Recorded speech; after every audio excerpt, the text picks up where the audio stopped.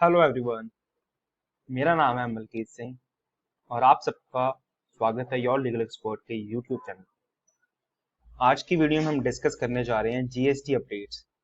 GST updates के इस series में हम डिस्कस करेंगे outcomes of 43rd meeting of GST council held on 28 मई 2021। तो रिसेंटली 28 मई 2021 को जीएसटी काउंसिल की मीटिंग हुई जिसके अंदर बहुत सारे मेजर डिसीजन लिए गए related to covid medicine, related to amnesty schemes, regarding waiver of late fees, and providing rationalization of late fees for the future tax period. आपकी जो एनुअल रिटर्न जाती है उसके लिए एक सिंप्लीफिकेशन प्रोसीजर दिया गया, उसको सिंप्लीफाई कर दिया गया। तो ऐसे ही काफी सारी चीजें हैं जो उसके अंदर डिस्कस की गई। तो आइए आज हम उन सबको डिस्कस करते हैं।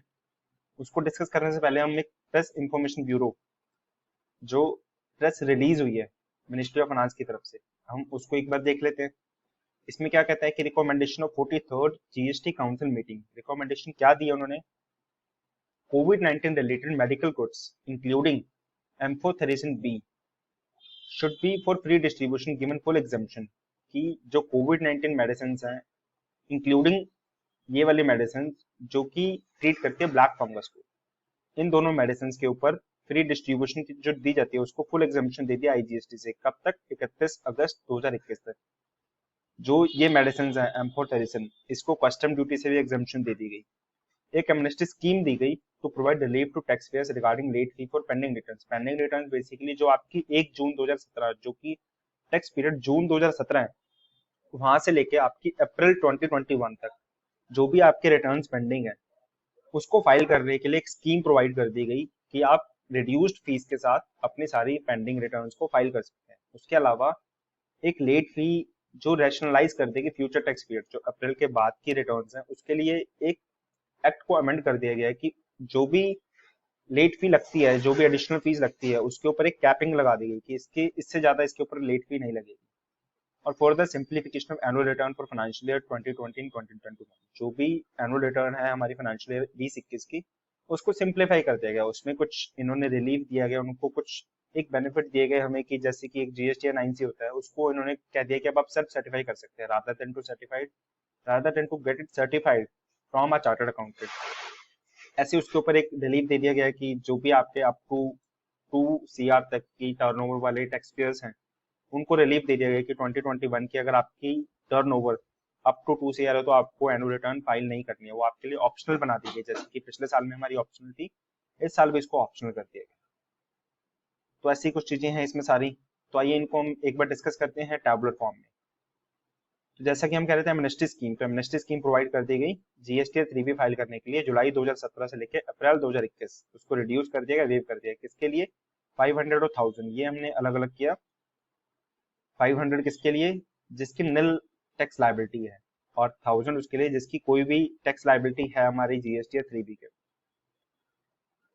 और ये आगे कहता है reduce rate of late fee would apply if GST or 3B returns for these tax periods are furnished between 1 June to 31 अगस्त। तो यहाँ पे क्या बोला कि अगर आप 1 जून से लेके 31 अगस्त तक के बीच में ये रिटर्न सारी फाइल कर देते हैं तो आप ये वाली लेट फी का बेनिफिट उठा सकते हैं। तो आइए इसको हम डिस्कस करते हैं इससे। तो यहाँ पे हमने एक कंपाइलेशन किया इन टैबुलर फॉर्म, तो हम इसको देखते हैं। ये सबसे पहले आता है एमनेस्टी स्कीम। एमनेस्टी स्कीम क्या है? फॉर्म जीएसटी 3B कौन सी? जुलाई 2070 से लेके अप्रैल 2021 तक। यहाँ पे हमारे दो ब्रांचेस हैं, taxpayer having nil liability, nil tax liability, or for other taxpayers it means those taxpayers having any tax liability। तो जिनकी nil liability है उनकी फीस है 500 और अदर taxpayers के लिए 1000। तो यहाँ पे कमेंट क्या है? लेट फी कैप पर रिटर्न, की जो भी आपकी रिटर्न जाएंगी उसके लिए लेट फी कैप्ड कर देगी। अगर आपकी निल है तो आपको सिर्फ 500 पर रिटर्न फाइल करना है, 500 पर रिटर्न आपको देना। Reduce rate of late fee would apply अगर आप 1 जून से लेके 31 अगस्त तक फाइल करते हैं तो। और उसका आगे क्या है? Rationalization late fee. अब इन्होंने क्या किया कि जो आपकी अप्रैल 2021 से आगे की टैक्स पीरियड है, जो भी जीएसटी 3B है, जीएसटी 1 आपने फाइल करना है, उसके ऊपर जो अभी एग्जिस्टिंग पेनल्टीज लगती है, हमारी एग्जिस्टिंग हमारी लेट फी लगती है, उसको इन्होंने रैशनलाइज कर दिया, उसको उन्होंने कम कर दिया। बेसिकली रैशनलाइजेशन मीन्स होता है कि जो बड़ी हुई फीस है उसको आपने कम करके दे दिया आज। तो यहाँ पे क्या है कि 3B, ये कहते हैं निल टैक्स लायबिलिटी और nil outward supplies in GST 1। अगर आपकी निल टैक्स लायबिलिटी है जीएसटी 3 में, निल टैक्स लायबिलिटी बोला इन्होंने, इट मीन्स कि आपका आउटपुट और इनपुट दोनों आपका मैच होके आपका खत्म हो जाता है, आपकी कोई लायबिलिटी आपने पे नहीं करनी, उल्टा आपके पास इनपुट बचा हुआ है। इन दैट केस आपको क्या है कि आपकी लेट फी को कैप कर देगा 500 रुपीज। और अदर टैक्स पेयर्स पे क्या हो गया कि अगर आपके annual turnover in preceding year अगर अप टू 1.5 सीआर है, तो ये अभी टर्नओवर बेस्ड क्राइटेरिया बना दिया गया, इट इज 2000। और अगर आपकी 1.5 करोड़ से लेके 5 करोड़ तक है तो इस 5000। अगर आपकी 5 करोड़ से ऊपर है तो 10,000। अब यहाँ पे क्या हार्श हो गया हमारे लिए कि जो 10,000 हो गया, पहले तो हमारी जो रिटर्न जाती थी उसमें हमारी मैक्सिमम लेट फी 5,000 कैप तक की, 5,000 से ऊपर आपकी लेट फी नहीं जाएगी। लेकिन यहाँ पे अब 5,000 से ऊपर जाएगी। अगर आपकी टर्नओवर 5 करोड़ से ऊपर आपकी कंपनी की, आपकी फर्म की, तो इन दैट केस आपको हो सकता है कि 10,000 लेट फी देनी पड़े एक रिटर्न के लिए। और अगर आपकी 1.5 करोड़ से लेकर 5 करोड़ है तो 5,000। सो बेसिकली हम यहाँ पे देखेंगे कि हमें एग्जम्पशन या हमें रैशनलाइजेशन या फिर बेनिफिट किसको मिला। बेनिफिट यहाँ पे एक तो इनको मिला जिनकी टर्नओवर अप टू 1.5 सीआर है, तो उनके लिए क्या हो गया कि 2,000 रुपीज आपने। और यहाँ पे हमारा क्या है, nil tax liability in GST 3B और निल आउटवर्ड सप्लाई। से बेसिकली क्या है कि अगर आपकी निल टैक्स लायबिलिटी है इन एनी केस मींस कि अगर आपकी टर्नओवर 5 सीआर से ऊपर भी है और आपकी निल टैक्स लायबिलिटी आती है, इन दैट केस आपको सिर्फ लेट फी 500 ही देनी है। और अगर आपकी टर्नओवर 1.5 करोड़ तक है और आपकी टैक्स लायबिलिटी निल है, इन दैट केस ऑल्सो आपकी लेट फी सिर्फ 500 है। पहले क्या होता था, अगर आपकी निल टैक्स लायबिलिटी है तो in that case 20 rupees per day के हिसाब से आपको फाइन लगता था। 20 रुपीज के हिसाब से आप, उसकी भी मैक्सिमम कैपिंग 5,000 थी। लेकिन अब इन्होंने 20 रुपीज तो रखा ही रखा, उसके साथ इन्होंने 500 मैक्सिमम कैपिंग लगा दी कि 500 से ऊपर आपकी लेट फी नहीं जाएगी। तो ये हमारे लिए बेनिफिट होते हैं। ऐसे हम आगे देखते हैं फॉर्म जीएसटीआर 4 के लिए प्रोस्पेक्टिव पीरियड्स की, आगे के पीरियड जो हमारे रहेंगे उनके लिए जो लेट फी है वो हमारी होगी, अगर निल लायबिलिटी है तो 500, और अगर निल नहीं है तो उसके लिए 2,000। जीएसटी 7 के लिए भी ऐसे पर डे 50 रुपीज हो गया और मैक्सिमम लेट फी 2,000। तो ये हमारे कुछ लेट फीस के लिए उन्होंने रिलैक्सेशन दिया। और आगे हम देखते हैं relaxation in interest rate and let fees. इसको एक बार हम यहाँ से देखते हैं कि जो हमारी प्रेस रिलीज आई है उसमें इसको कैसे ट्रीट किया हुआ।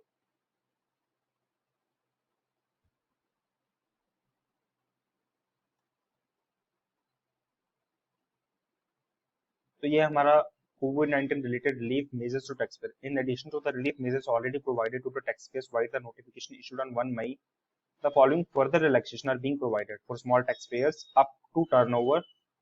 इसमें क्या कहते हैं, मार्च और अप्रैल का टैक्स पीरियड है, उसमें अगर आपका nil rate of interest for 15 days after the due date of furnishing the return in form GST 3B और filing of form PMT 06 challan reduce rate of 9% thereafter further 45 days and 30 days. इसको हम देखते हैं अपने tabular form से। यहाँ पे क्या है कि अगर आपकी aggregate turnover up to 5 crore है तो इंटरेस्ट और लेट फी क्या होगा, टैक्स पीरियड आपका जैन टू मार्च, बेसिकली जो आपका लास्ट क्वार्टर था ऑफ फाइनेंशियल ईयर 2021, उसकी ड्यू डेट थी 22 अप्रैल। कैटेगरी 1 और कैटेगरी 2 स्टेट्स में, कैटेगरी 1 और कैटेगरी 2 स्टेट्स हम देखेंगे क्या कौन कौन से स्टेट्स हैं। तो इसमें क्या है, कैटेगरी 1 स्टेट्स थे, उसकी ड्यू डेट 22 अप्रैल थी। रिटर्न फाइलिंग डेट इस 23 अप्रैल टू 7 मई। अगर वो कहते हैं कि अगर आप 23 अप्रैल से लेकर 7 मई मीन्स कि 15 डेज के अंदर आप फाइल कर देते हैं तो उस पर लेट फीस हमारी निल है, इंटरेस्ट रेट हमारा निल है। उसके अलावा क्या है कि अगर 8 मई से लेकर 21 जून तक, इट मीन्स कि उसके नेक्स्ट जो 15 डेज है उसके अंदर आपकी लेट फीस निल है, लेकिन जो इंटरेस्ट लगेगा वो इंटरेस्ट लगेगा 9%, जो भी 8 मई के ऑनवर्ड जाएगा। 8 मई तक आपको कोई इंटरेस्ट नहीं देना है, यहाँ पे हम देखते हैं 7 मई तक हमें कोई इंटरेस्ट नहीं देना, लेकिन 7 मई से अब आपको इंटरेस्ट देना 9%। और ऐसे ही हम देखते हैं आगे की, अगर 22 जून के बाद की बात करते हैं तो 22 जून तक की इन्होंने हमें एक इम्यूनिटी दी हुई है कि 22 जून तक आप अपने रिटर्न फाइल कर सकते हैं। 22 जून के बाद आपकी जो लेट फीस है 20 और ₹50, ₹20 आपकी होती है निल केस में और ₹50 होती है आपकी in any case where there is liability. तो यहाँ पे अब इंटरेस्ट रेट क्या है कि 23 अप्रैल के 7 मई तक जो ये हमारा पीरियड था निल है, और उसके आगे का जो पीरियड है उसके लिए 9% है। और जो 22 जून के आगे का पीरियड है उसके लिए 18% तो यहाँ पे 3 स्लैब हो गए हमारे। हम एक ही रिटर्न की बात करेंगे, एक ही रिटर्न में हमारी जो लायबिलिटी है उसके ऊपर जो इंटरेस्ट देना है वो हमने 7 मई तक के लिए निल है, 8 मई से लेके 21 जून के लिए हम 9% के हिसाब से कैलकुलेट करेंगे, और 22 जून से आगे के लिए हम 18% के हिसाब से कैलकुलेट करेंगे। अपन जब भी फाइल करेंगे रिटर्न के अकॉर्डिंग हम रेट भी देखेंगे और उसके अकॉर्डिंग ही हम अपना इंटरेस्ट रेट भी कैलकुलेट करेंगे, इंटरेस्ट भी कैलकुलेट करेंगे जो हमें पे करना है बेसिकली इसके ऊपर। अब ऐसे है हमारा कैटेगरी 2 वाला स्टेट्स जिसकी ड्यू डेट आती है 24 अप्रैल। तो इसमें हमारे पास क्या रहेगा, 24 अप्रैल तक तो हमारे पास ड्यू डेट है, उसके बाद 25 अप्रैल से लेकर 9 मई तक मीन्स 15 डेज के लिए nil nil, next 15 days nil and 9% from 10th May. वो हम सारी डेट्स हम आगे 2 दिन बढ़ा देंगे क्योंकि यहाँ से ड्यू डेट हमारी 2 दिन के हिसाब से बढ़ी है तो यहाँ से भी हम 2 दिन के हिसाब से बढ़ाते हैं। फिर कहता है 24 जून के आगे से फिर वही सेम आपका प्रोसीजर चलेगा। फिर है अप्रैल 2021, जो अप्रैल का आपने पेमेंट करनी है, अप्रैल के महीने की जो पेमेंट है उसकी ड्यू डेट आपकी है 25 मई 2021। अप्रैल वाली रिटर्न आपने भेजनी है उसकी ड्यू डेट आपकी 25 मई ऑलरेडी है जो निकल चुकी है। तो उसके बाद क्या है 26 मई से लेकर 9 जून तक इसके ऊपर आपकी जो लेट फीस है वो तो निल है हमारी, क्योंकि PMT-06 चलान है इसके ऊपर कोई आपकी लेट फी नहीं लगती है, लेट फी आपकी लगती है GST 3B फाइल करने पे, तो यहाँ पे आपकी निल है। इसके अलावा कहते हैं जून से लेके 9 जुलाई तक, बेसिकली ये पूरे 30 डेज का पीरियड आपको दे दिया। यहाँ पे आपको दिया 15 दिन का पीरियड और यहाँ पे 30 दिन का पीरियड। 30 दिन के पीरियड के लिए आपको क्या होगा 9% इंटरेस्ट रेट, और उससे आगे का जो पीरियड है उसके लिए आपको दे दिया फिर 18% के हिसाब से इंटरेस्ट रेट, अगर आप पेमेंट नहीं करते हैं बाय 25 अप्रैल। 25 अप्रैल तक आपको रिटर्न फाइल करनी थी लेकिन आपने, फिर आगे मई 2021 के लिए भी आपका सेम यही प्रोसेस है। फिर आता है aggregate turn up to 5 crore. अब आती है स्मॉल टैक्स पेयर की बात। स्मॉल टैक्स पेयर के लिए मार्च वाले रिटर्न फाइल करनी है 20 अप्रैल तक, और इसके लिए भी सेम ही है 21 अप्रैल से 5 मई 15 डेज के लिए निल, आगे नेक्स्ट 15 डेज के लिए 9%, उसके आगे के लिए वही लेट फी और फिर 18% इंटरेस्ट रेट। अप्रैल का GST 3 भी इसकी 20 मई लास्ट डेट है और इसके लिए भी 15 डेज के लिए निल, नेक्स्ट 15 डेज के लिए 9% और उसके आगे के लिए 18%। मई के रिटर्न के लिए भी ऐसे सेम है। और कॉम्पोजिशन स्कीम के लिए क्या कहते हैं कि जो क्वार्टर आपका CMP 08 जानी है, जो आपका जैन टू मार्च क्वार्टर है उसकी ड्यू डेट आपकी 18 अप्रैल थी, तो उसमें आपको 19 अप्रैल से लेकर 3 मई तक मिल रहा है 15 डेज, और इसके अलावा ये जो 4 मई से लेकर 17 जून है यहाँ भी आपके 45 डेज होते हैं, तो ये 45 डेज में 9% फ्रॉम 4th मई, और उसके आगे आपका 18%। तो यहाँ पे आपको रिलैक्सेशन दिया है इन द इंटरेस्ट रेट। और ये लार्ज टैक्स पेयर्स के लिए तो डेफिनेटली लार्ज टैक्स पेयर है तो उनके लिए तो कहीं ना कहीं हार्श रियलिटी है उनके लिए कि 20 अप्रैल को फाइल करना था लेकिन उन्होंने नहीं किया। उन्होंने फाइल किया, रिटर्न फाइल की उन्होंने 21 अप्रैल से लेकर 5 मई के बीच में, तो लेट फीस निल है लेकिन इंटरेस्ट रेट आपको 9% देना पड़ेगा। अगर 6 मई के बाद आप फाइल करते हैं तो आपको लेट फीस भी देनी है और इंटरेस्ट रेट भी देनी है। तो ये कैटेगरी 1 स्टेट्स और कैटेगरी 2 स्टेट्स हैं। कैटेगरी 1 में छत्तीसगढ़, मध्य प्रदेश जिनकी ड्यू डेट हमारी 22 अप्रैल थी, महाराष्ट्र, कर्नाटक। तो ये लिस्ट आप देख सकते हैं, ये हमने फाइल अटैच की हुई है, और आप प्रेस इंफॉर्मेशन ब्यूरो का जो ये हम यहाँ पे भी आपके देख के चलेंगे कि यहाँ पे क्या क्या हमारे पास रिलीफ है और हमारे पास कौन कौन से कैटेगरी ऑफ स्टेट्स।